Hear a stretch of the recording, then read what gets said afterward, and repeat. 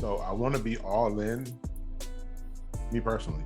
Like people say on a flip, they want to be all in at 65%. I want to be all in on a buy and hold at 65%. Like, because I know that my bank, and I'm gonna touch on that a little bit too as well, but I know my bank is gonna refinance you, do a cash out refinance at 80% of the ARV. You know what I'm saying? So if I go in at side 75, note, pause. ARV, right? ARV means after repair value, for those y'all who don't know. So yeah. Right. So that's the value of your house after all the work is done. That's what it's worth now. And so I want to be all in at 65% because my goal is to get back every dollar I put in plus a profit. Like, I'm out here to make money. And so my return on investment is always infinite because I don't have any money invested in the deal. So I try to be around between 65 and 70% of the purchase and the rehab, all of that. So I know that when I go to do my cash out refinance, every dollar that I put in at closing, I'm gonna get all that money back. Plus more. After I get that money back, then I'm gonna make a profit. Okay. So you said essentially, like, so you want to be all in at 65%, knowing that your bank's gonna refinance at 80%. So you're shooting for at least 10 to 15% return on the money you put in. On the money I put in. Okay, right. Got you. Yeah, so my money working. Yep. So and the thing about that too is you have to go, so if you're getting into buying and holding, you have to find a good bank to work with. And you don't want a big national bank. You don't want a Wells Fargo. You don't want a Bank of America. You don't want any of those. You want to find small credit unions. I built this me, brick by brick. Welcome to Brick by Brick, where we discuss different ways for you to build your empire, one brick at a time. We discuss everything from real estate, e-commerce, stocks, crypto, and more. Whether you're an entrepreneur, working a 9-to-5, or in the streets, Brick by Brick is here to help you get to the next level. Let's go.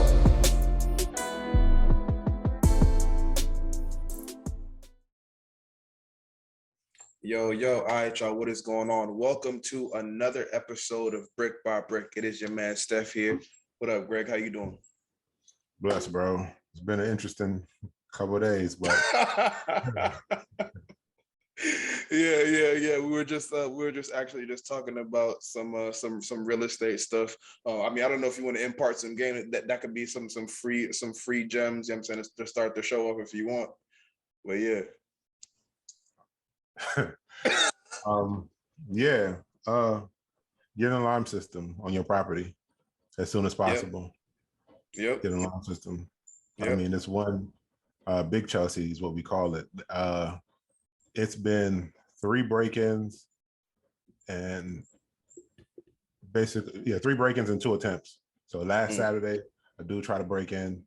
The camera caught him, but the alarm went off. So he ran.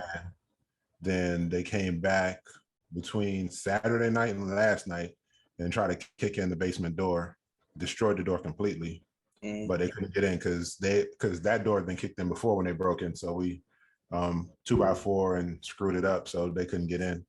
Yeah. So yeah, that happened. So I was dealing with that today, and then drove by Oakford, which is another property we got, and seeing the neighbor put all their trash like lined out in front of our house. So I went from 0 to 1,000 like ASAP. Yeah. So, interesting couple of days. Yeah. So get an alarm for your property. And I mean, you already said it too, but just to add, get a camera for your property as well. I'm thinking you might want to get one for the back and the front lawn just to document everything. Cause yeah. So like that's what we did. So funny enough, the cameras, when I put them up before, they was too low. I put it right by the front door, looking down on the porch and all of that. And then I had one over top of the back door. But then the back had a little railing.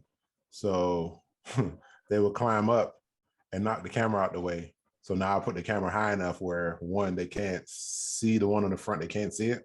Yeah. But they can't reach it either. And then the one in the back, I put a little further back and up really high.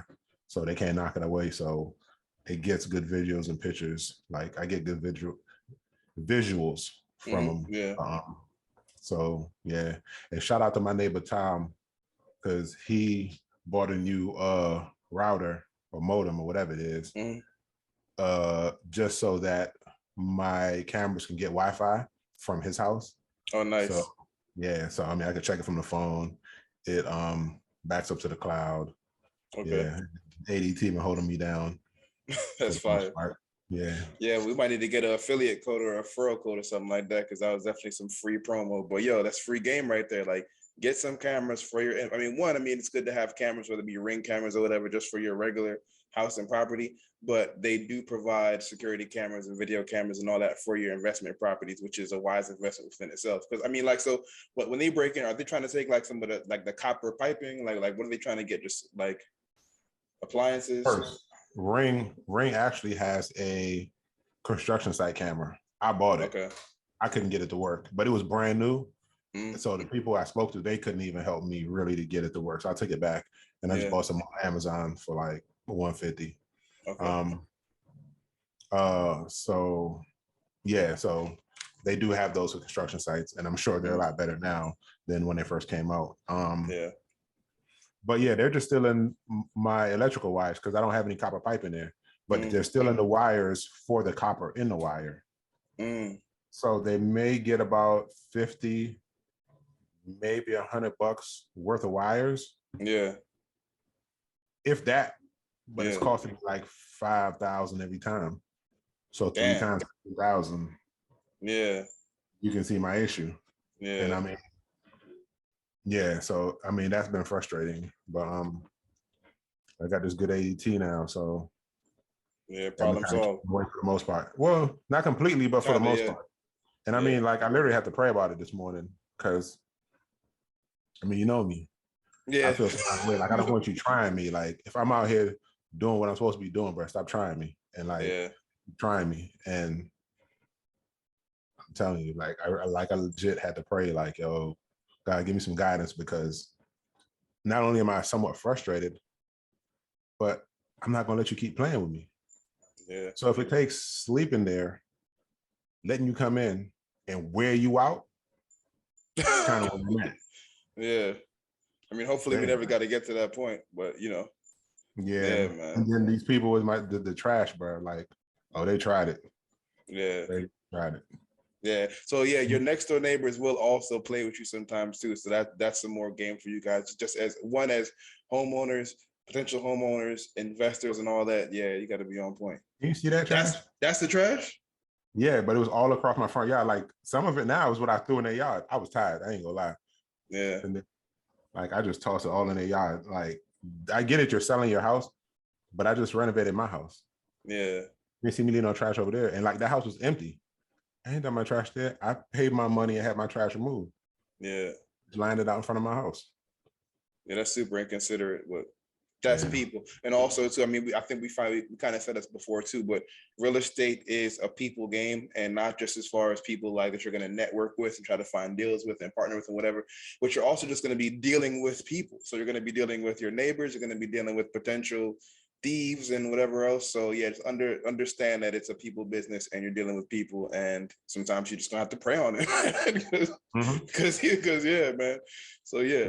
So all right. So on that note, for folks who are interested in getting into real estate and want to get into the game and aren't really sure how to get into the game, this episode is going to be especially about that.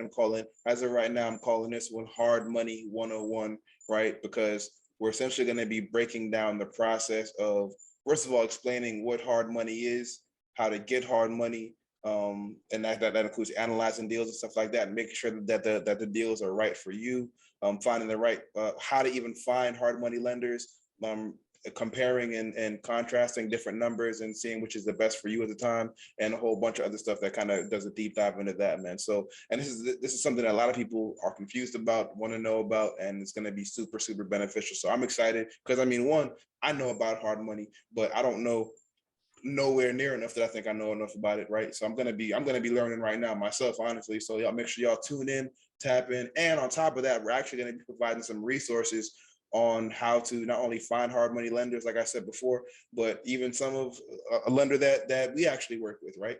So so yeah, man. So for sure. So Greg, so for those people who don't know what hard money lending is, kind of give them a quick breakdown. It's basically, it's similar to a bank minus all the extra paperwork. And I mean, that's really what it is. Like, it's a way, it's basically a bridge to get your deal done. You find a deal, now you need to fund that deal. They will fund the deal. They will do 80% of purchase if you're brand new and 100% of the rehab. So you're coming to the table with 20% of whatever the sale price is. So if it's 100,000, you come to the table with 20,000 plus closing costs, plus their points. Okay. I mean, every lender charges points, but I mean, when you deal with hard money, everything is like, it's more expensive because it's risky. But the way I personally look at it is it's a means to an end. You know what I mean? Like, I need to purchase this property. This property needs 100,000 worth of rehab. And then I need to either list it for sale or put a tenant in it. But when you go to a bank, 9 times out of 10, that deal is so risky, most banks won't take it on. Yeah. So your best option is hard money or private money. But a lot of people will know hard money. Private money is just people that have money and they will lend you the money to do the deal, but it's normally shorter terms. And you have to, 9 times out of 10, know that person. With hard money, it's just business. You know what I mean? If the deal makes sense, and you have the capital to get going, they will fund your deal. And I mean, for those of y'all who don't know, I mean, a part of the reason why it's called hard money is because, hey, listen, you can't go to a bank to get a traditional loan for it, and unless you know a high net worth individual who's going to hit you, who's going to provide that capital for you, you've got to go get the hard money. And the reason why it's called hard money is because them points might hurt a little bit, right? And it might be a little bit hard for you to fathom and think about, and they want their bread. But at the same time, it's like you said, it's a means to an end, and they're doing business, and it's riskier. So it being riskier, meaning that, hey, they're gonna have to charge a couple of extra points that typically you wouldn't experience with a traditional financial institution. But if you run your numbers properly, then there shouldn't be any issue getting that money from them, investing in your deal, and getting it done how it's supposed to. So yeah. And they use the hard asset so basically your deal is backed by their hard asset, which would be the property. And when you run your numbers, please believe they've ran their numbers and they know what they're doing. So you have to know your numbers. And if all the numbers make sense, they're going to do the deal. So you have to have at least a 620 to maybe a 650 credit score, because most people go into these deals to flip. So they don't really care to refinance into a conventional loan. So you need only about a 620 to a 650. And they will analyze, okay, you're purchasing the property for X, rehab is X. And when it's all said and done, the ARV. And if it all adds up, like if you're around 75% of the ARV, be about 75% ARV, 9 times out of 10, they will do that deal. So, yeah. Yeah. And yeah, you gotta listen. Real estate is a people game, but it's also a numbers game. So making sure that you know your numbers, even if you don't have the capital to invest, you're probably not going to be ready to invest in the 6 months, a year, 2 years, whatever. As long as you should definitely be practicing and running your numbers and just mastering that on a regular basis. Yeah, because you want to be as prepared as possible. But like, that's what I tell, like if I talk to somebody I know that's in the streets, I would tell them that it's a numbers game. So if you can do this, you can do that, because it's all numbers. At the end of the day, it's really just all numbers. So, and you need to know your numbers for your purchase and your rehab. Like it doesn't have to be spot on, but you have to be really close. And I mean, the only way to do that is just look at deals every day. Like I look at maybe 15, 30 deals every single day. And I can somewhat run a number really quick by just looking at the pictures. Okay, this kind of makes sense. It's worth going to see. But that came from running these numbers over and over and over and over and over again, like on a daily basis, till I really understood it. So you have to know your numbers, and you have to know your numbers with your hard money deal.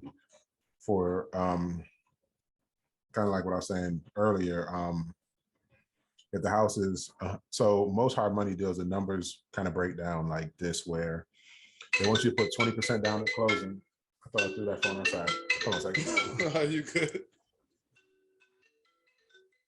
Yeah. So while Greg goes and grabs the phone, I might as well give y'all some game too. So I think he gave you a perfect example as far as folks who are in the streets, right?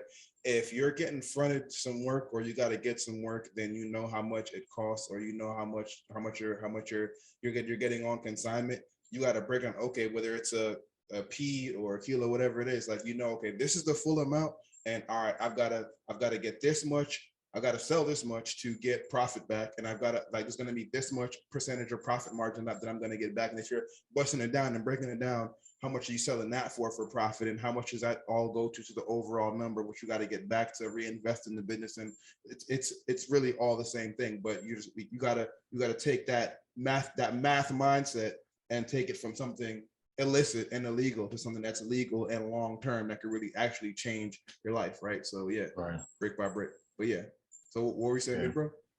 Yeah, so I know people that won't, before they wouldn't touch a hard money deal because they say interest and things of that sound like it's too high. So like when I first started, I was putting 20% down at closing of the purchase price, 4 points, which is basically 4% interest. And that's also paid at closing. And then I paid them a mortgage of interest only at 14%. When you hear those numbers are high, but the trick is you want to get in and out as soon as possible. So 3 to 4 months, you're only paying that. And then you know you're ready to either list your property or you're ready to refinance. So yeah, it's high, but it's a means to an end. You know what I mean? And that's why it's kind of called a bridge loan, because it's a bridge to get you from point A to point B. Point A, you wanting this property, you finding this good deal. Now, how do you build that bridge to get over there? You call a hard money company and you go that route. So, how do you go about finding hard money? I'm gonna tell you how I went about finding it. And for me, it's the easiest way, right? For me personally. But you can always Google, because there's a lot of companies out there, but there's also a lot of companies on this site. So I went to Bigger Pockets. I went on their website and I typed in the search bar hard money, and then the companies popped up. But I literally went on there yesterday and kind of went step by step just to kind of give you a simple breakdown, because we want to give you information that you can take and go use and go apply and get your deals done. So if you go on Bigger Pockets, you go to the network tab, and then when you click on the network tab, you'll see it'll give you a couple of different options, but close to the bottom, I think second to last, would be hard money. Once you click on hard money, you would click on your state. So if you're in Maryland, DC, whatever, I mean, DMV is all the same. So you just put Maryland, and all the hard money companies within the area is going to pop up, from Pennsylvania all the way down to Virginia. And then you can just go through and start, like, look at their terms, like, because everyone doesn't have the same terms. Like some smaller companies, they will do shorter terms. I mean, if they're really small, like if it's really like 2 or 3 people that have a couple of dollars and they want to lend it, and I mean a couple of dollars, I mean maybe like 500,000. Yeah. And you know what I'm saying? And they want to lend it out to, they're going to do shorter terms, 6 months, 8 months, things of that nature. But most hard money deals are 12 months. And you will go in the beginning paying 20%, but the more deals you do, they'll start bringing it down. So you'll start at 20, but you just know that your goal is to get down to 10. Yeah. And I jumped straight from 20 to 10. Like I skipped 15 altogether, because I'm like, yo, I did a good job. I got your money back in 3 months. Let's go. Like, and then by that time I started understanding to shop around. So I was shopping around and getting deals from like national companies and other local companies and things like that. And I'm like, look, these are the terms you're offering me. I like working with you.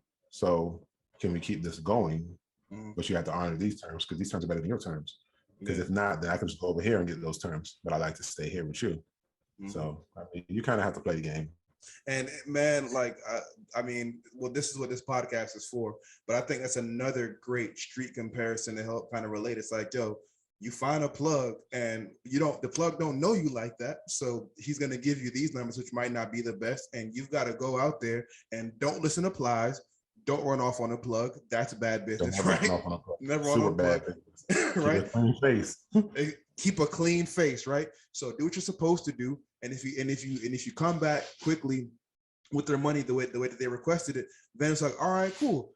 Do that one or two times, then you've shown your trustworthiness, and then you can actually get better numbers, and then they can continue to eat, because what they want is a consistent partner to work with, and then you're going to want to eat because you got a perfect investor at even better numbers now. So now you can, not both of you can continue doing great business. And hey, listen, if you find another plug with better numbers, let them know, hey, I want to rock with you, my G, but this is what I'm getting over here. What can we do? So there you go. And I mean, and even that part of it, that's part of doing good business.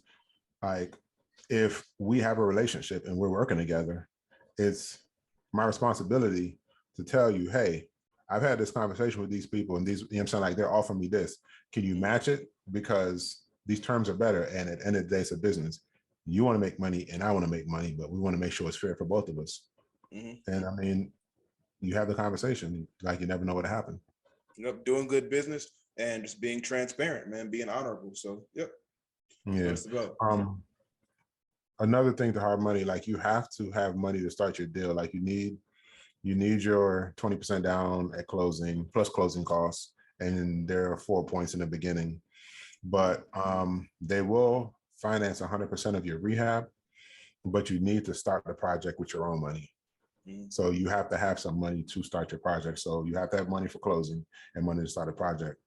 Now, I know some people are gonna think, yo, that's easier said than done.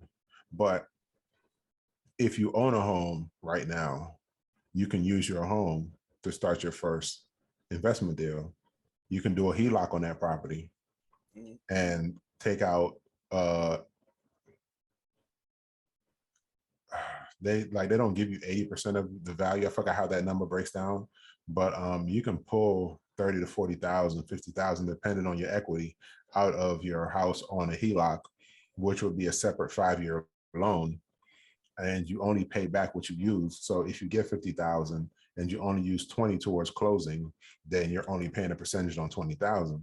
But that's a way in the door, because you know that once, if you do your numbers right, you know that once you either sell or refinance this property, every dollar you put in, you're going to get back out. Once you get that back out, you put that back in the HELOC. It's kind of like a big credit card in a sense.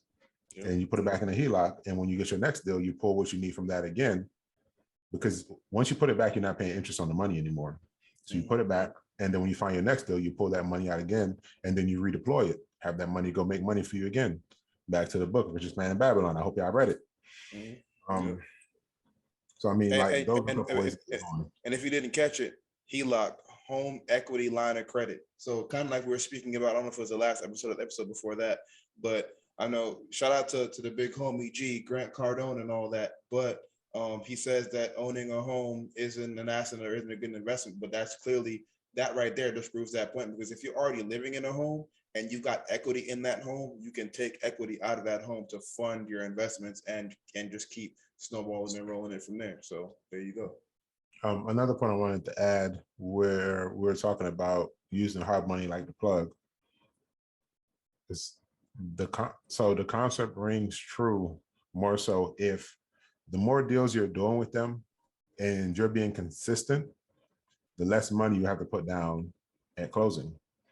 So you can start out with a company, and that's another reason why it's good to be loyal, but you can start out with a company, and in the beginning, you're putting 20% down plus 4 points. So that's 24% plus closing costs in the beginning. And then a year or two later, you can be at a point where you're not putting any money down outside of your closing costs. Because it's a lot of companies out there, if we're both making money and you're consistently making money and you're consistently knocking them out the park and doing a good job, they're going to get to the point where they know for a short shot, giving you their money is a win. They're going to make money on their money and you're going to have a good deal. So for me, and for everyone should be, to get to the point where we're just paying closing costs. We're not coming out of our pocket for much of anything. I mean, we're going to start our project and things like that, but when you get there, you're going to have the money anyway. So the more money you have, the less money you have to spend, especially if you're doing good business and being consistent with the people you're working with.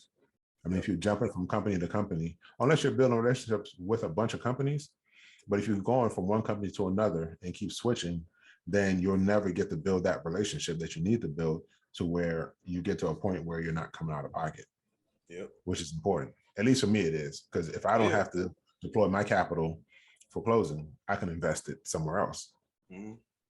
Totally. I mean, but it's like we were talking about before, man. Like relationship, and we can say this all day, every day. But relationship, I mean, real estate is a people business, which includes relationships, building solid relationships, keeping your face clean, doing good business, and that benefits you in the short term and the long term. So that's what it's about, man. Most definitely. That's a fact. So we discussed how to find the hard money lender, right? Mm-hmm. So and how to get better rates. That would include essentially one, making sure that you're consistent with them and getting better rates over the long term, and also shopping around and seeing if you can get some better numbers. And next thing too, negotiation. I mean, negotiating is something that you have to do in business anyway, but be transparent, be upfront with your hard money lender, discuss what you've seen when shopping around, and see if they can work with you, right?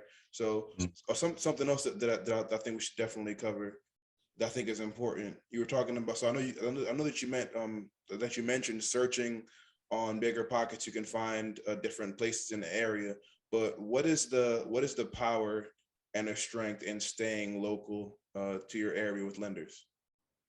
So for me, I've spoken to some national lenders, and I've worked with my local company that I've been with for a while now. And for me, it's more beneficial to be local because you build that relationship. Like you can walk in to their office and have lunch with them, or go pick their brain about what's going on in the area. Like 2-3 weeks ago, from that same house, Big Chelsea, that they broke into, they sent me a insurance check, and the insurance check was made out to my company and my hard money company. So I went in there to have them endorse the check over to me, and we just sat there and talked for a while. Like my guy Steve, he owns the company, Steve Bond, and I'll give you the company name and their contact info close to the end of the podcast. But he just got back to the office from COVID, and we were just in there talking and just joking and laughing, and he's just giving me game. Like he's always giving me good information every time I see him. Even when he comes out to look at the properties that I'm interested in buying, he's always giving me good information. So you're able to go sit down and build that relationship with them, so they will keep you in mind, number one. And number two, they know what's going on in the area. Like I bought a house, one of the houses I bought recently, I bought in the zip code 215 in Baltimore. So it's 21215. And I normally buy in 21216. They're all in West Baltimore, but like I know the numbers better in 216. And matter of fact, that's the house where I just showed you the pictures for the trash. That's in 215.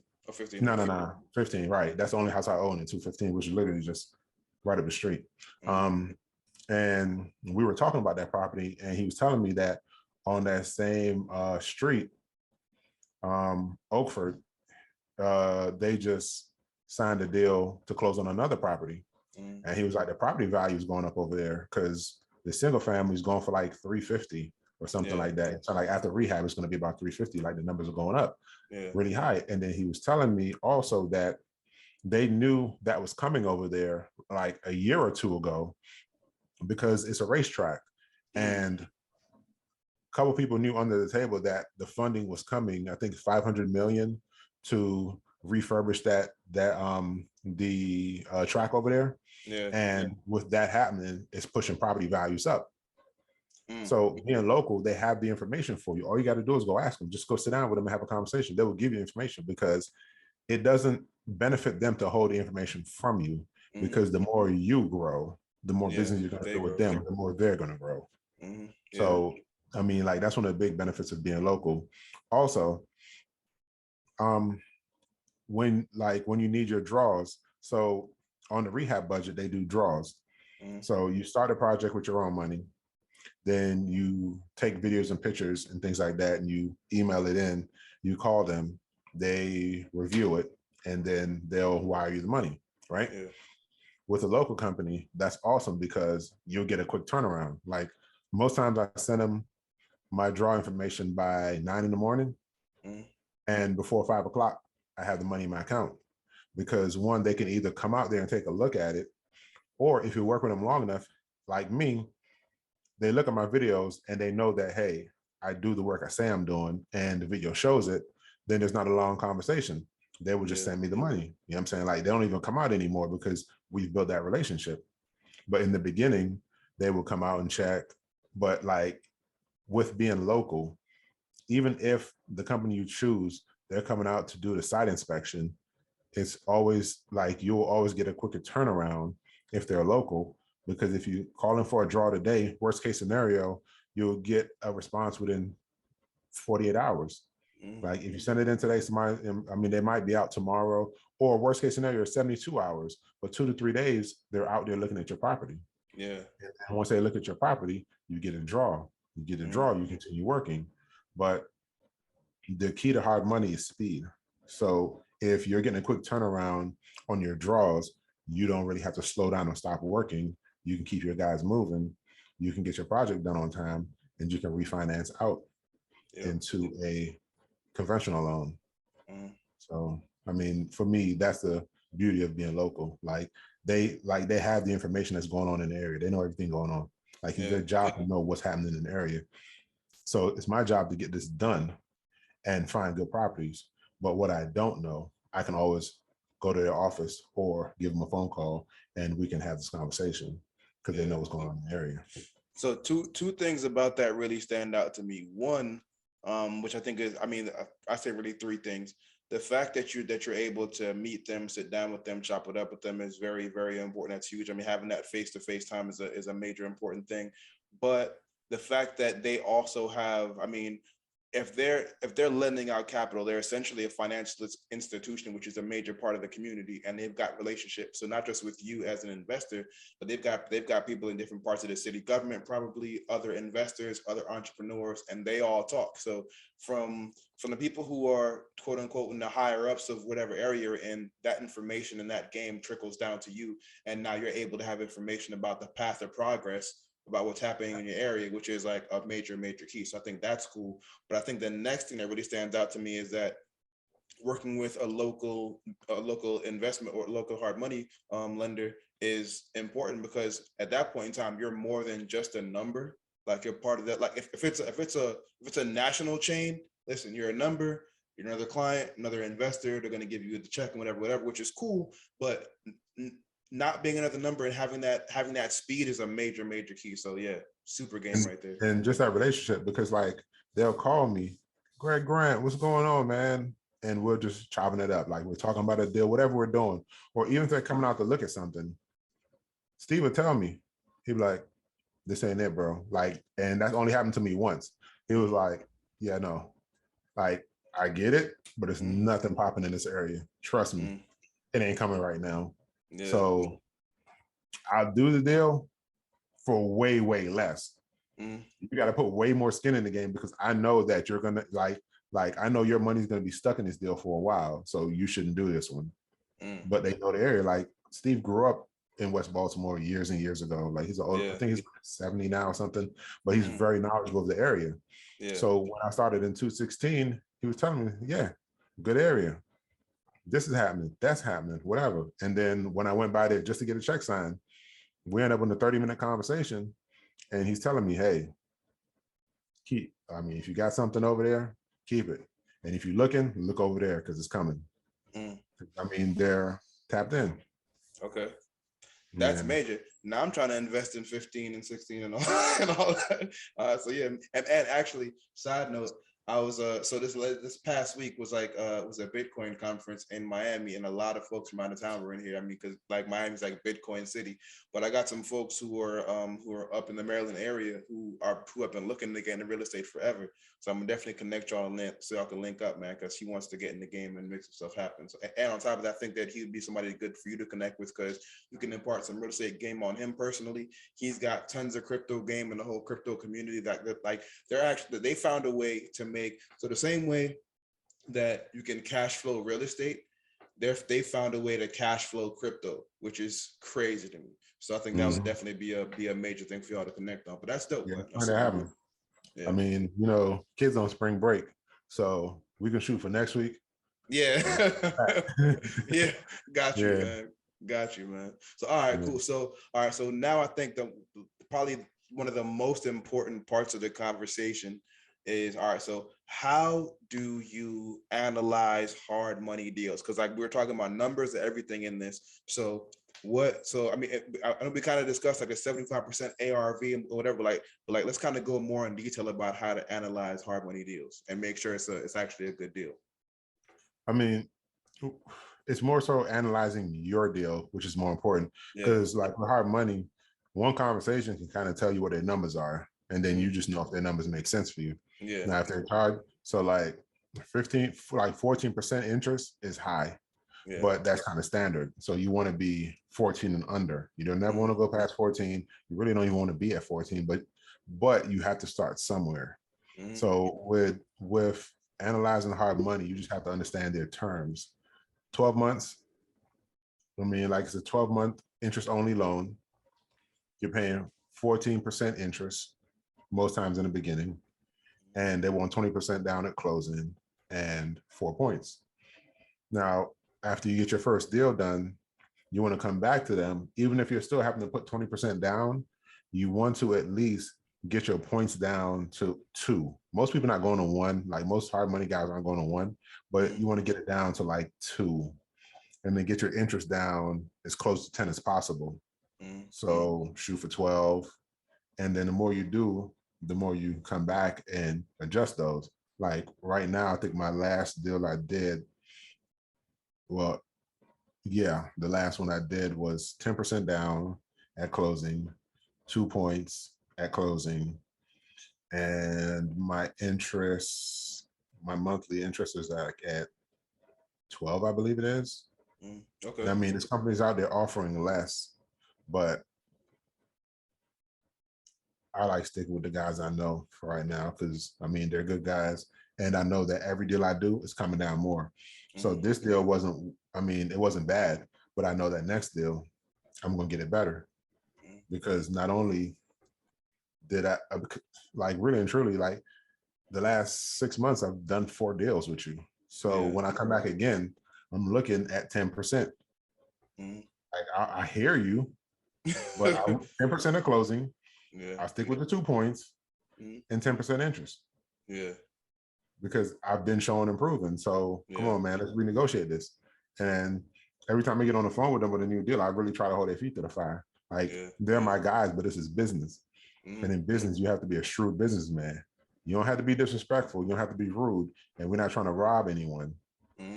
But you have to try to get the best deal possible. Yep. I mean, especially after you spent that time showing, improving, being consistent, 4 deals in the last 6 months, like you've essentially earned that, right? So that's but see, you earn what you negotiate. Yeah, exactly. Yeah. You know what I'm saying? Yeah. Like your contract could be whatever your contract is, but you earn what you negotiate. And I already know that I'm coming back because I want better terms. I want the best terms possible. And like I asked him after like my 3rd deal, I'm like, yo, what do we have to do? What do I need to do for us to get to the point where I am paying nothing at closing? Yeah. He was like, oh, we don't have anyone that's doing that. And I laughed. Yeah. Because in my head, I'm like, you have anyone? Yeah, right. Number one, I'm not anyone. Number 2, you don't have anyone that's done that yet. Yeah. Yep. So we okay, cool. We're gonna revisit this. But right now, every deal I do, I want better terms. Yeah. And I didn't press them on the last 3 because they were legit back to back, like September, October, November. So I was like, all right, cool, whatever. But I know once I'm done with these, I'm coming back to stick you up. Yeah. Like it's business. Yeah. Like if you can get more out of me, you're gonna try to squeeze more out of me. So it's my job to try to squeeze more out of you, so that we're both still working and we're all still making money. It's still fair. Yeah. And here goes a bar for y'all listening, man. One of my good friends told me this probably like 5-6 years ago. He's like, you don't get what you deserve, you get what you negotiate. And that's a major and you could take that advice, whether it be in real estate investing and business. If you're working 9 to 5, you're in the streets, whatever that is, like that is a very real thing. You don't get what you deserve, you get what you negotiate. So that's real. All right, so we got the numbers as far as the numbers that you want to shoot for and that you will eventually want to negotiate for and work for regarding the lender side. So as far as the numbers that you want to run for the house, because I mean, you need to run. I mean, you want to make sure that you understand all the lender's terms up front so you can do that math. But as far as like when you find a property, what are the numbers that you're shooting for? I mean, you could break down a deal that you've done recently, or I mean, kind of a hypothetical deal, however you want to go about it. But like, what are the numbers as far as the property that you want to shoot for? I break down hypothetical because I don't have the actual numbers in front of me, and I kind of want to give people the truth. So I want to be all in. Me personally, like people say on a flip, they want to be all in at 65%. I want to be all in on a buy and hold at 65%. Like, because I know that my bank, and I'm gonna touch on that a little bit too as well, but I know my bank is gonna refinance you, do a cash out refinance at 80% of the ARV. You know what I'm saying? So if I go in at side note, 75, pause, ARV, right? ARV after, means after repair value, for those of y'all who don't know. So yeah. Right. So that's the value of your house after all the work is done. That's what it's worth now. And so I want to be all in at 65% because my goal is to get back every dollar I put in plus a profit. Like, I'm out here to make money. And so my return on investment is always infinite because I don't have any money invested in the deal.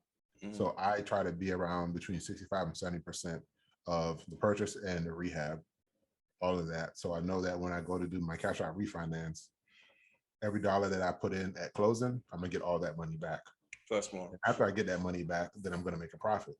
Okay. So you said essentially, like, so you want to be all in at 65%, knowing that your bank's gonna refinance at 80%. So you're shooting for at least 10 to 15% return on the money you put in. On the money I put in. Okay, right. Got you.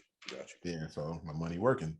Yep. So and the thing about that too is you have to go. So if you're getting into buying and holding, you have to find a good bank to work with. And you don't want a big national bank. You don't want a Wells Fargo. You don't want a Bank of America. You don't want any of those. You want to find small credit unions. And Navy Federal is awesome, but you don't want Navy Federal either. And what I did in the beginning, and mind you, I didn't find my bank until after I was in the deal and I'm working, and I'm like, okay, in like 2 months, I got to refinance, who I'm gonna refinance with. So I just grabbed my phone and Googled small banks near me. And I just wrote down all their contact information. And then I Googled small credit unions around me and I wrote down all their information. And then I started calling every one of them and asking them the hard questions. What are your refinance terms? What are your cash out refinance terms? Do you sell off your mortgage to a Fannie or a Freddie, or do you hold them in-house? I'm saying, like, in your portfolio, because all those things matter. And what are you refinancing at on these cash out refinance? Is it 75% or is it 80%? Because some companies do 75%. Now, and then you also, and these are all mistakes I made. So in the beginning on a personal, so if you put the house in your name and you're doing a personal refinance, they would refinance you at 75, at 80%. But on a commercial side, they will only refinance you at like 70 or 75%. I mean, my bank recently changed those terms to 80%, but these are all things you need to know because they all factor into your numbers. Because that 5 or 10% will make a very big difference on if you're going to get your money back or if you're even going to make a profit. So you have to know all your numbers, including what your bank's going to refinance you at. But you always want to find a small local bank, and there's a ton of them out there. Like I personally use Nimeo, which is money spelled weird. It's NYMEO. It's a small credit union in Montgomery County. Okay. But in order to be a member, Montgomery County, Maryland, in order to be a member, you have to live, work, go to school, or worship in Montgomery County. I mean, that's the only requirements. But once you do any of those things, then you can become a member. Once you're a member, then you can refinance your real estate portfolio. Like you can do, like if you have a portfolio already, you can do a portfolio loan where you leverage your equity on your properties to borrow money to buy more property. or you can just refinance, and they hold a certain amount of properties in-house in their own portfolio. They don't sell it off to Fannie or Freddie.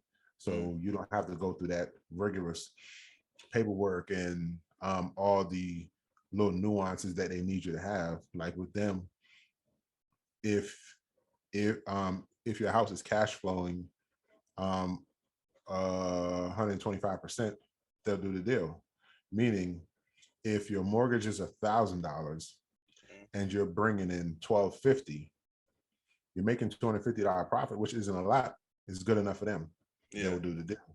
You know what I'm saying? Like, they do a refinance, and the refinances normally take, I know pre-COVID, because I haven't done them, but when I spoke to it the other day, it's still the same. But the refinance normally takes, as long as all your documents are in order, 27 days. So if you start on the 1st, you'll be done by the 27th. Okay. Yeah. Okay. And I mean, the day you go to sign your papers, the money would already be in your Nimio account waiting on you. I mean, I really like work with them. Cool bank. So listen, for those of y'all who are listening in right now, I would run the last 3 to 5 minutes back, and if you aren't already taking notes in your iPhone app or whatever phone you got, or on paper, I would do that a lot, because that was tons of game. But I think some of the most important parts of that was the questions that you ask the banks, right? Asking them about the amount they refinance, if they're going to be offloading into Fannie or Freddie, like stuff like that. I haven't even heard a lot of that even discussed on too many other platforms, but those are the kind of that's the kind of information that you need to have on hand, because like you said, that 5% or whatever could really impact whether you're breaking even, whether you're in the hole, or whether you're actually making profit. So those are very important questions to ask. And actually too, so the next thing I was thinking about is, like, real estate investing is simple, but it's not easy, right? Like, there are a lot of things that you have to do, and a lot of steps you got to take. But listen, you just said you went on Google, looked up small banks, small credit unions in my area, wrote down a list of them, and you went down and you interviewed them essentially and asked them what their terms are. Like, it's simple, but it takes time, and you got to sit down and execute that and make sure that you do that, because that could affect the overall viability of your deal. So major key right there. Right. And you have to know what you're asking them. Like, you have to know what you're looking for. I know I want 80%. Like right now, that's what I want. I want 80% because I'm growing my portfolio. When in a couple of years from now, knowing me, I'm probably only going to do a refi, a cash out refi at like 65%, where I'm only getting back out the capital I put in to go redeploy. But right now, I'm trying to build as much capital as I can so I can buy as much property as I can. So yeah, I want the max that you can give me now. 80% is what I'm looking for every time. And if they're willing to go up, I want it to. Would you say 85%? We're at, because I'm coming. For real, most definitely. All right. So okay, so we've given folks information on what a hard money loan is, right? We've told them how to find hard money. You've given them one way on how to find hard money. Bigger Pockets is a crazy resource that people should definitely look into. And it's free. A lot of people don't know, like, you can pay for the pro membership. Yeah. But that gives you, you probably should pay for it, because it gives you it's like a special calculator to analyze your deals. Like, it helps you break your numbers down. So if you're new at breaking numbers down, that really helped. I paid for it at first because I needed help breaking my numbers down. But yeah, like, Bigger Pockets have a lot of information, like a lot of information. But worst case scenario, just do your Googles. Like, it's out there. Just look it up and just take the time to call. Yep. Then definitely get your practice up so that you can almost run the numbers like on the back of your hand, or just super simple. So that's definitely a major key as well. One gem: learn to think your way around problems. Don't finesse nobody. Don't lie to them, but work your way around the problem. Yeah. Do you have experience? If you don't have experience, pull up on me. Spend some time with me. Then when they ask you have experience, I work with such and such doing this. Like with me on my first deal, it was like, so I called the first hard money company, because I'm just going through my list. Like, I wrote them all down off Bigger Pockets. I called the first one. There was like, do you have any experience? No. Do you have the money? Yeah. The question they asked me, right? So I'm just answering, and it was like, well, I'm sorry, we can't work with you because you don't have any prior experience. Yeah. Okay, cool. Yeah. I called second company. Do you have any experience? Yes. What have you done?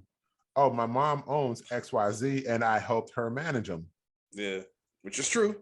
Which is true. Yeah. I haven't done a rehab on those properties, but I help her manage those properties.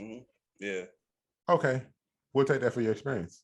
Yeah. So you don't actually, as long as you have someone around that you can tap and be like, hey, I ran into this problem. What do I do? Or how do I whatever? Then you're good because somebody around you has experience.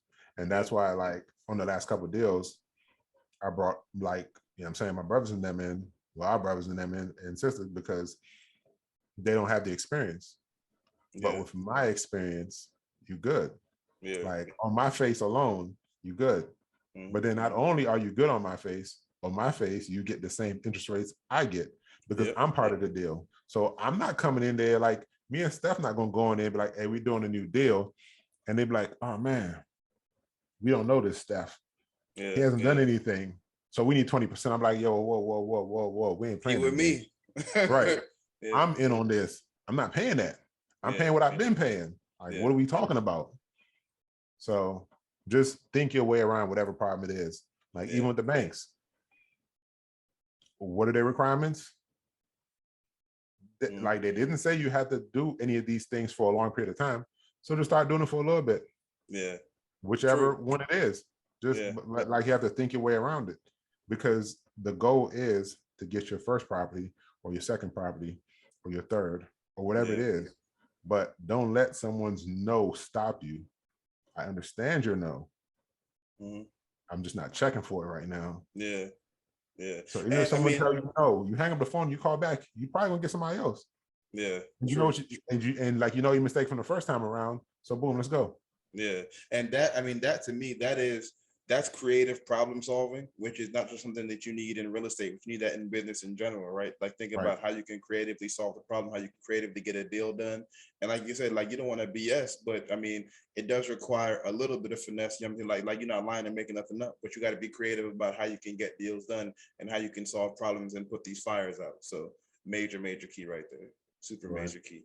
So, all right. So we kind of discussed. So I guess in regard to getting better deals and shopping around, was that just part of, I guess, creating your list of potential lenders and just calling around and I guess seeing what their terms are and seeing what you can make happen? Yeah. But then if you like who you're with, the reason you're calling around is because sometimes they don't know. I mean, some may know and just don't care, but sometimes they just don't know that people are offering these things out here. So I personally call around and I hear what your terms are. And if it's not as good as my terms, I reach out to my guy. Like I call my guy Josh and I talk to him about it. Josh Shine. Really good guy as well. I give him a call and I'm like, hey, such and such are offering these terms. So yeah, I like it over here. Can you do anything about this? Can you match it? I'm like, I'm not even asking you to beat it. You know what I'm saying? Because fair is fair. Yeah. But match it. And I'm good. I ain't, you know what I'm saying? I'm going to say, oh, beat it or I'm leaving. No. If you can come close to these terms or meet these terms, it'll help me in my business. And if it helps me in my business, I'm going to definitely do more business with you. So it's going to in turn help you in your business. Yeah. Okay. And actually, so I like that a lot. We kind of touched on it before, but I like that a lot because I mean that's a part of being transparent. But something else that I was thinking about in regard to what you were saying before earlier was, I think it's kind of the same concept. It's like one, it always goes back to keeping a clean face. Because keeping a clean face not only gives you the ability to negotiate and get better terms with whoever you're working with now, but also you can bring in other partners and other people who may not even have that experience or have that ability to jump in the game at those terms yet. And now it's good for you, it's good for the hard money lender, and it's good for any family or friends or whoever you want to get in the real estate game. And like a big part of why we even started this podcast is to help folks build generational wealth, not just in your own family, but for your friends and your network and whatever as well. Because listen, the more people around you are eating and are able to build wealth and are able to invest, then it's like a rising tide raises all boats. And like Money Mitch said, man, everybody eats. You know what I mean? So everybody got it. Like Jay said, you're all rich. I could be my brother's crutch. Like if you fall off, I'm gonna hold you down. If I fall off, I know somebody go. I don't have to ask. Yeah. Like me and my peoples went up, so somebody's gonna hold me down. So we all got it. Back up. You know what I'm saying? We all good again. Yeah. So that's what it's about, man. Keeping a clean face, doing good business, and being creative. So let's kind of do a bit of a run through. So we covered what is hard money. You got a A1 like university class on what hard money is. You also know a couple of ways on how to find hard money, right? Now you know how to analyze deals, and you know some of the numbers that you should be looking for, that you can be looking for. We've also kind of breaking down the deal potentially from the actual property side of whatever investment that you're looking to get to, on top of the hard money side. So the upfront money, the down payment, the closing costs, the points, and everything that's going to be included, as well as the terms and the potential terms, whether it be 12 months, 8 months, 6 months, stuff like that. We've also given you some information about how to get better deals and how to shop around and also negotiate a bit with your current lending partner if you want to do that. And I think a super important thing that we discussed as well was the power in staying local and the ability to build those relationships, the ability to find out information in regard to just what's happening in your local area, in addition to finding out the potential path of progress wherever you're investing, and also areas where you might not want to invest, right? So there's that, but also just the ability to, once you actually do have that relationship, being able to get draws faster, not being treated like just a number from a national lending chain and different stuff like that. So I think the next thing that we wanted to do was give you guys, I guess, one of the partners that we work with. So is that go ahead. I was gonna say, so before we even get in that, so you said the guy who owns the company, his name is Steve Bond, right? Steve Bond, right? So I see the contact we got here is David. So is that like David? So David is his son, but he does all the intakes. So I speak to David whenever I got a new deal coming out. Like if I have something I'm looking at and I want to put a contract in, I call David. And I'm like, hey, David, I need a POF. A POF is a proof of funds for 123 Main Street. Yeah. And I give him all the numbers. Hey, I'm purchasing at this price. At that point, he don't even care about anything other than the purchase price. He'll type it up. He'll email it over to me. I send it to my agent. Boom, we good. So David deals with all of that for me. And he deals with him and a couple other people, but they will deal with all of the incoming, you know what I'm saying, like all the new clients. Yeah. Get all the information, go through that process and things of that nature. So and then Josh Shine.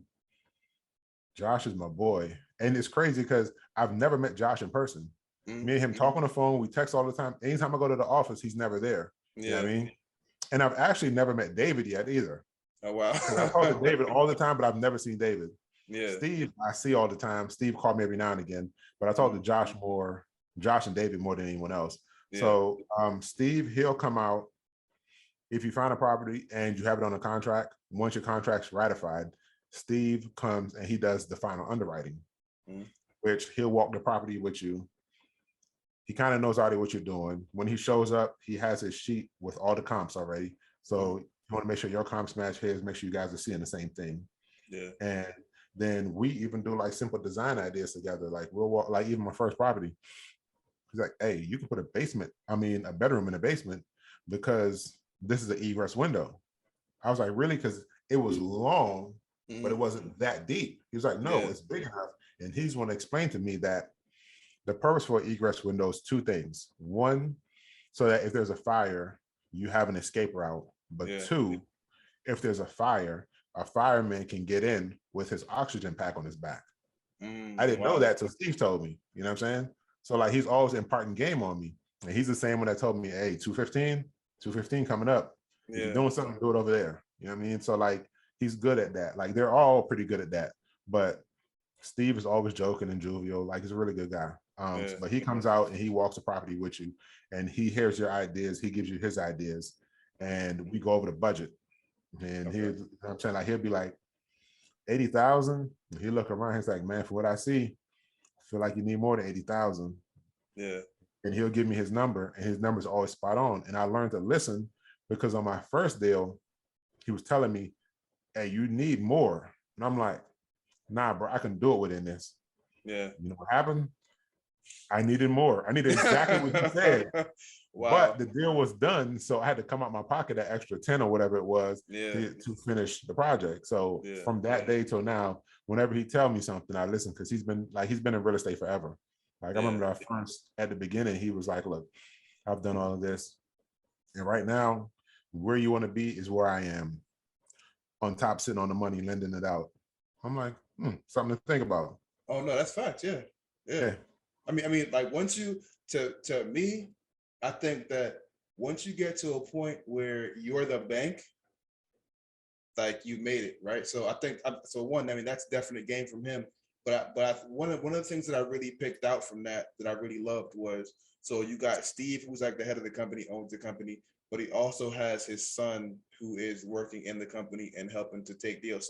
So his son is like the first point of contact for the deal, and Pops is like the last point of contact for the deal. And dope, right? Like that's dope, but like that to me is it's fire, because I mean, one, like we're here building a family business, multiple family businesses, but I love the fact that like that's a prime example of, listen, like this is what we're doing. Like you can build a real estate investing business, and that business can actually, like now, like your kid doesn't have to go work for this person and that person and potentially be treated bad and be worrying about how they're going to get a raise and might not have ownership. Like now, like you can literally create that platform for your kid and probably your grandkids, great grandkids. Like that is the definition of generational wealth and helping your family, right? So that's fire to me. That's so fire to me, man. That's dope. That's dope. Yeah. So all right, so you wanna give him David's number? So, well, first off, the company name is Trias Lending Partners. Yeah. And this is David Bond's main number. It's 410-580-0870. And they do deals within a 2 to 3 hour driving distance. So they're doing from Pennsylvania back down to Virginia. So anything within that. And they'll fund anything from 65, 50,000, I think, 50,000 up to 6 or 10 million, somewhere around there. I can't remember. Okay. Oh, another gem, a mistake I made. So the smallest loan they do is 75,000, right? I thought that was 75,000 was the smallest loan they did for the purchase price, but all in purchase plus rehab, 75,000. Oh wow, that's huge. So I didn't know that in the beginning, right? So I mean, you can get a deal for whatever. I mean, as long as the ARV makes sense, they're gonna do it. Yeah. But the smallest deal they do all in purchase and rehab 75,000, and they go up to I think 10 million or 15 or something. Because I talked to them about doing a deal in DC. Purchase on that is like 1.4, and then rehab is another 3 million. Yeah, like, yeah, we can do it. Just make it make sense, and we'll do it. So I mean, I know they're capable of doing it. Wow. And I never have an issue. Like the other day, I got a draw. Supposed to get a draw for 17 Friday, matter of fact, and they sent me a draw for 9. And then and they explain why they send it for 9 and not 17. I'm like, okay, makes sense. I respect it. It was like, yeah, but as soon as you do that, just call me back and we'll send the rest. Yeah. But I mean, they're normally like they're easy to deal with for me personally, and I've been dealing with them since 2018. Okay. But like I said, Google, find your companies. But if you want somebody that I can recommend that I've been working with, that I've done good business with, Trias Lending Partners. All right, so and I found them on Bigger Pockets. See, there you are. So and I found them on Bigger Pockets. And like that's what I love about this. I mean, this episode in particular is fire because we're not just giving you information and hey, like try this out and this could work. It's like, no, like this is all stuff that is actually has already been done, that's in process right now. We've already done this multiple times. So that's fire. So another quick recap. Y'all know what is hard money. You know how to find hard money. You know how to analyze the deal. You know how to break down your deal and make sure it matches well with the hard money lender.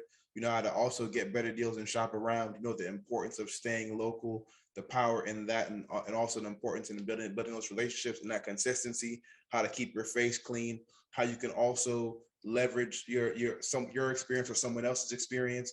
And we've literally given you like the lender that Greg works with, like by name and the phone number. So I mean, like that's like 8 pieces of game right there that you can literally act on as soon as this episode ends. Like, which I mean, like that's tons of value in just an hour right there. So big homie, is there anything else that you want to add for the people? Any more game?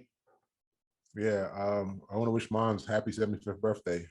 Yeah, like, Mom's so ill. Mom's so dope. It don't even make no sense. Like, she gave a speech on her birthday. Like, it was just, it was just a couple of us there because we just kind of threw something together. So like everybody that was in state, and like we were all there. And like she gave a speech, and I knew some of the sacrifices she made in her younger years for us, but I didn't understand it. Like it hit different now that I'm an adult and having kids. And yeah. Blessed to have my mother, son. Like, I ain't gonna hold you. Man, listen, I gotta give moms a super salute to. Happy 75th birthday, Mom, because listen, like, I mean, she looked out for me and put some bread in my pocket and gave me tons of game, and it's always been super sweet to me and always showed me mad love. But I think one of the things, I mean, as far as being the OG real estate investor who had been telling us and telling you and all them to invest in DC and all that back then, like, she's living proof of one, building multiple businesses, owning real estate properties, multiple real estate properties, and literally came from Jamaica, and really, like, literally the definition of getting it out the mud with multiple children and making it happen. And not only that, like all of you, I'm just a step kid, right? But to watch all of y'all blossom and do great things and literally like following her footsteps and elevate on top of that, like, that to me is incredible. At 75 years, I saw the picture on the gram. Like, that's like, at the birthday party. That was like 3-4 generations, right? Yeah, like, right. So it was us, grandkids, and great grandkids. Yeah. I'm like, yo, it's a blessing. Like, me and her was having a conversation the other day. I'm like, yo, you're blessed. And she's like, yeah, people keep telling me. But the other night, I realized, like, I'm really blessed. I'm like, yeah. And I mean, Mom's left. She had a house, a business, and she was a school teacher. Mm-hmm. She left all of that and moved here and was babysitting for people. Mind you, we were young. We were like 3 or 4, maybe 5, still in Jamaica, and we had a nanny. Yeah. We legit had a nanny, like, she lived in our house and took care of us 24/7. Yeah. She's here taking care of other people's kids. To go from that to owning 3 successful businesses. I mean, her kids are straight, her grandkids are good.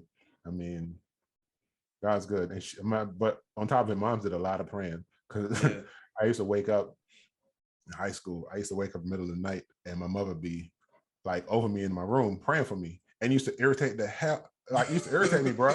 I'm like, yo, son, like, come on, dog. Like, come on, son. Yeah. But all that praying has kept me here today, son. Like, hey, no, I mean, especially, but you don't get it till you're older. Yeah, and especially in the era of DC and Maryland, the time frame that y'all came up in, like, those prayers were really, and y'all was outside. You know what I'm saying? Yeah. so I think about some of that stuff, like, yo, it's only the grace of God, son. Like, ain't no way around it. Like, I ain't that lucky. We ain't that lucky, son. Yeah, no, that's God, bro. That's God. And all that praying Mom was doing, and all the good she was doing, that's rubbing off on us, son. So, yo, shout out to Moms, bro. So listen, so that right there, like, that's the perfect little cherry on top for y'all right there, man. Like, look, like, we are, listen, we've been outside, and it ain't nothing but, you know what I'm saying, the prayers and the grace of God that's been able to, you know what I'm saying, keep us here and keep us locked in and help us mature and grow the way that we have, because things could have gone a variety of different ways. So I definitely still got growing to do, but yeah. Yeah. I still got, because like seeing that trash in my front yard, I was like, hey, bro. But you prayed on it though. 2-3 dudes in there. No, I prayed this morning though about something else. But when Yeah. I seen that trash, I'm like, they gonna stop trying me. I'm like, if it's 2 or 3 dudes in there, I'm washing all of them. Yeah. Shoot that fair. But I was so hot. I'm like, yo, but you gotta take a breath and pray, son. And like we growing every day. Like and listen, man, same thing on my side. I mean, like we were talking about it. I mean, me, you talk all the time. But I was telling you, man, like even on my side, man, I consider myself to be pretty spiritual, but I definitely don't pray enough. And sometimes it's just hard because it's like, man, like everybody got stuff going on and we all grinding and want to get to that next level where we want to get to. But sometimes you got to take that time and just humble yourself, because man, like it's like there's a higher power that's in control of all of this, man. So you definitely got to give thanks to that too, man. But look, this is another episode of the Brick by Brick Show. We learned all about hard money lending, how to get it, how to get started in the real estate game, and how to get started with build your portfolio, build relationships, find some good terms and all that. And on top of that, gave you some God game at the end too. You know what I mean? Oh, and I wrote an ebook while I was on vacation. I wrote 90% of it while I was gone about hard money, because I realized more people I talked to, no one really even knew what hard money was. I ain't know what hard money was. Yeah. But it's been around forever. You know what I'm saying? Yeah. I ain't heard about it till 2018. So I wrote an ebook on it. I ain't gonna hold you. I've been playing. So it's not out. I'm hoping to put it out one of these days soon, because I'm pretty much done with it. But yeah, it has a ton of game in it, way more details, and some stories of how I went about getting some of my deals done, and the low-key finesse and all of that. So man, so look, I'm making that face because he playing, man. Listen, if you need the graphic designer, proofreading, and whatever to get that wrapped up, so we can get that out there, man, let me know. I'm gonna just send it to you because it's in that Google Docs, bro. Like, you tell me if I'm missing something, but it's been done. I just been so busy with everything I'm doing, because like really, I went back. I ain't gonna hold you. I went back into the book. Like I went in my phone and went through the book to get notes for this episode, because I'm like, I have all the information, so I ain't got to think about it. You just go read through this book and write it down. So I'll put it out someday soon, hopefully. Not hopefully. It'll be out soon. Man, look. All right, so I mean, what we're gonna do after this? Sometime during the week, we're gonna pick a deadline for the book release. Whatever we need to do to put the finishing touches on it, we're gonna make it happen. You know what I mean? So we got the hard money book coming from Greg. I already got the Beginner's Guide to Real Estate out now. Matter of fact, if you look at the show notes, whether it's on Apple Music, Spotify, YouTube, you can find a link to that. And listen, we got information and game coming to y'all, more deep dives. And yeah, man, thank y'all for listening. Appreciate y'all, man. Peace. Peace.